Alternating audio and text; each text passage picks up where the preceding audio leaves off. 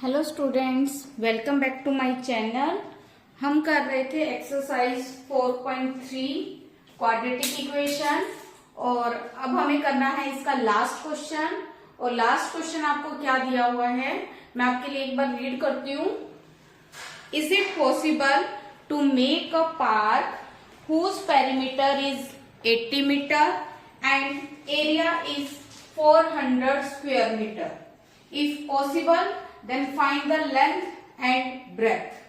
इसमें क्या बोला है कि क्या एक ऐसे पार्क को बनाना पॉसिबल है जिसका पेरीमीटर 80 और एरिया 400 हो। अगर पॉसिबल है तो उसकी लेंथ और ब्रेथ फाइंड करो। तो अगर पेरीमीटर या एरिया निकालना है तो हमें क्या चाहिए होती है, उसकी लेंथ और ब्रेथ। तो हम लेट करके चलेंगे लेंथ और breadth. Let the length of park की लेंथ मैंने लेट कर ली x मीटर और let the breadth of park y metre. अब इसका आपको पेरीमीटर दिया है और एरिया दिया है। तो अगर हम पेरीमीटर लें, अगर लेंथ और ब्रेथ दोनों अलग अलग हो तो पेरीमीटर निकालने का फॉर्मूला क्या आएगा, 2 लेंथ प्लस ब्रेथ। तो ये पेरीमीटर हमें फाइंड किया है और पेरीमीटर हमें दिया क्या हुआ है, 80 मीटर। तो ये भी पेरीमीटर, ये भी पेरीमीटर, हम दोनों को क्या रख लेंगे, equal. 2x plus Y is equal to 80। 2 यहाँ मल्टीप्लाई में, इधर जाएगा डिवाइड में। x plus Y is equal to 80/2 करेंगे तो 40। यहां से y की वैल्यू आप फाइंड कर लो या x की वैल्यू फाइंड कर लो। तो ये आ गया 40 माइनस x। इसको हमने ले लिया फर्स्ट इक्वेशन। फिर आपको एरिया दिया हुआ था इसका 400 स्क्वायर मीटर और एरिया फाइंड करने का फॉर्मूला क्या होता है, लेंथ मल्टीप्लाई ब्रेथ। एरिया हम निकालेंगे x multiply Y, length multiply breadth, और एरिया हमें कितना गिवन है, 400 स्क्वायर मीटर। तो ये भी एरिया और ये भी एरिया, दोनों एरियाज को हम क्या रख लेंगे, equal. x multiply Y is equal to 400। अब हम क्या करते हैं, हमें ये पूरी इक्वेशन एक ही वेरिएबल में चाहिए, x में या y में।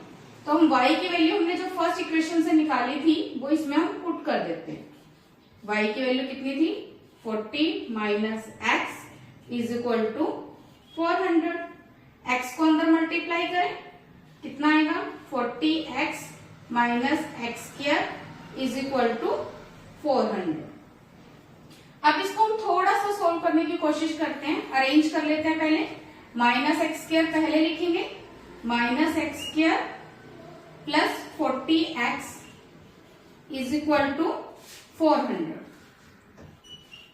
फिर minus X square plus 40x और 400 यहां प्लस का इधर आएगा तो माइनस का इक्वल टू 0। अब थोड़ा क्वेश्चन इजी करने के लिए पूरी इक्वेशन से माइनस कॉमन ले लेते हैं। X square minus 40x plus 400 equal to 0।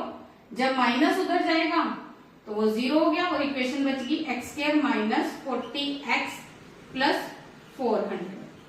फिर ये बताने के लिए कि ये पॉसिबल है या नहीं, हम क्या निकालेंगे, d। और d के लिए हमें चाहिए a, b और c, और हम d का फॉर्मूला लगा देंगे। यहाँ पे d का फॉर्मूला हमारे पास क्या आएगा, d square minus 4ac। d की वैल्यू हमें कितनी गिवन है, माइनस 40, 4, a की वैल्यू 1 और c की वैल्यू 400। अब माइनस का स्क्वायर करेंगे प्लस 4 का स्क्वायर करेंगे 16, 0 का स्क्वायर करेंगे तो डबल 0 हो जाएगी, माइनस 4 4 जा 16, 1600 से 1600 कट गया, d इज इक्वल टू कितना आ गया 0। अगर d 0 भी आ गया, इसका मतलब इसकी जो लेंथ और ब्रेथ होगी वो आपस में इक्वल हो जाएगी। तो इसका मतलब पार्क को बनाना पॉसिबल है, और वो जो पार्क की शेप होगी वो कैसी होगी, स्क्वायर शेप की, क्योंकि इसकी लेंथ और ब्रेथ आपस में क्या होगी, इक्वल। तो आप लिखोगे इट इज पॉसिबल, क्योंकि अगर d 0 के इक्वल है तो हमारे पास क्या होता है, 2 इक्वल रियल रूट होते हैं। तो इससे हम अल्फा बीटा निकालेंगे,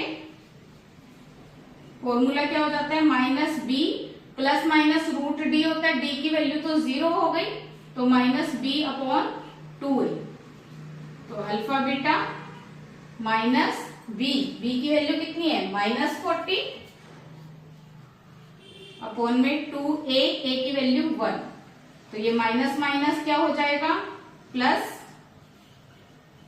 40 अपॉन 2, 2 से 40 कैंसिल होके अल्फा और बीटा दोनों कितने आ गए, 20।